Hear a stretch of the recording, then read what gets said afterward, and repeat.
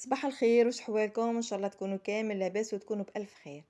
لتحوس على وصفة اقتصادية بمناسبة عيد الأضحى المبارك، نقول لكم البنات تبعوا الفيديو تاعنا، أكيد أكيد راح يعجبكم. راح نحضروا مع بعضنا صابلي بطريقة بسيطة جدا، مكونات ولا أبسط، يعني مكوناتها سهلة متوفرة في أي منزل وحاجة بريزونتابل. نبداو على بركة الله في التحضير. وش نحتاجو 3 مغارف تاع أكل يكونوا معمرين زبدة، يعني تكون بومبي، ومعاهم كيس تاع سكر جلاس يكون غربلناه البنات، ومعاه ساشي تاع لافاني. حركوا المكونات مليح كما راكم تشوفوا حتى يعني يتغير اللون نتاعها ويولي ابيض، ومام يتضاعف الحجم نتاعو. اهم خطوه البنات باش ينجح معاكم الصابلي هي الاولى، هذه لازم تحركوا مليح الزبده والسكر حتى تشوفوا يعني القوام تاعو ولا خفيف، ومن بعد نضيفوا بيضه كامله ومعاها صفار بيضه.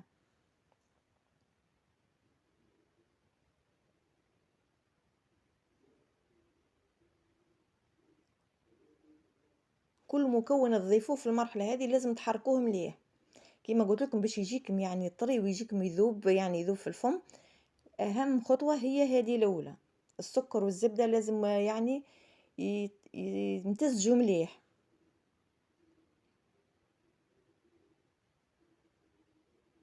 عندي نص كاس زيت نضيفوه على مراحل، ونبقاو نحركو كيما راكم تشوفوا.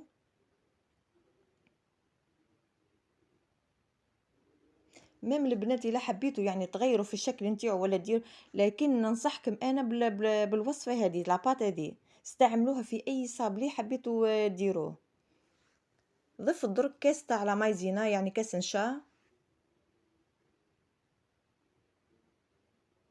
نبقاو نحركو مليح، ومن بعد نستغناو على الباتور ونستعملو دينا. ضفت كاس تاع الفارينة، ومعاها مغرف صغيرة تاع القهوة خميرة، ونضيف الكاس الثاني، يعني استعملت 2 كيسان فارينة مع ملعقة صغيرة خميرة. هذا الكاس الثالث. ديما الكاس الرابع البنات ولا الكاس الاخر تستعملوه بشوية.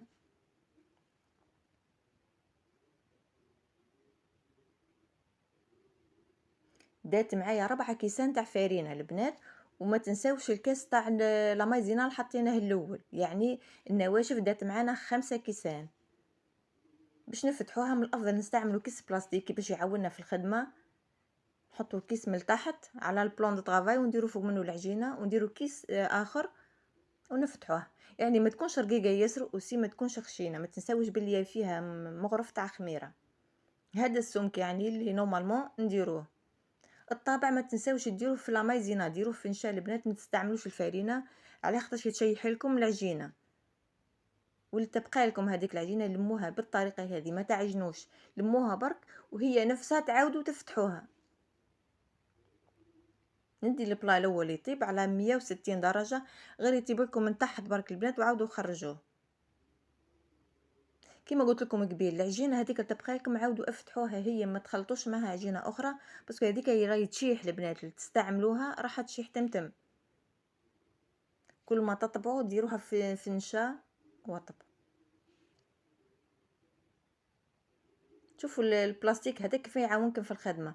وننصحكم هذيك القطعه اللي تجي في الوسط البنات تاع الحبه تاع الكاطو ما تنحيوهاش وهي في البلان دو طرافاي، حطوها في السني ولا في البلا واستعملوا الكيردون، نحيوها بالطريقه هذه باش الحبه تاع الكاطو ما يتغيرش الشكل نتاعها.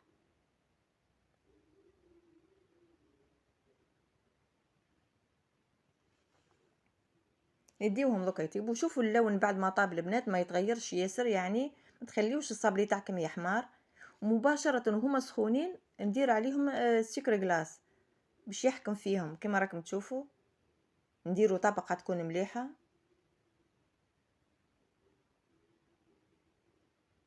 اللي مازال هتتفرج فينا درك البنات ما تنسوناش بلايك. نلصقوهم بالطريقة التقليدية المعروفة كما راكم تشوفوا. نديو كمية من مربى تاع المشماش البنات ونضيف لها لاباطاغون بذوق الفراولة. الذوق اللي حبيتيه نتيا تنجمي ديري ذوق تاع الليمون. شوفوا البنات درتها في لابوش باش تجيني خدمة نظيفة.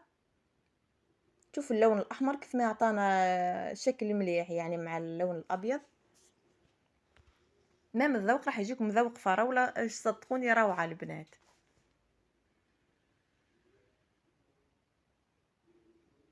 تنجموا تستعملوا يعني المغرف، تحطوا بالمغرف الصغيرة، لكن باش تجيك مخدمة نظيفة من الأفضل تستعملوا لابوش. هذا الصابلي تاعنا كما راكم تشوفوا في شكله النهائي. طريقة بسيطة جدا، حاجة اللي تنجموا تحضروها في العيد، ما تديش معاكم يعني الوقت، وسي ما فيش يعني مصاريف ياسر. نتمنى وصفتنا تكون عجبتكم، ونقسم معاكم حبة وشوفوها البنت كيف ما راهي الشيشة تذوب في الفم.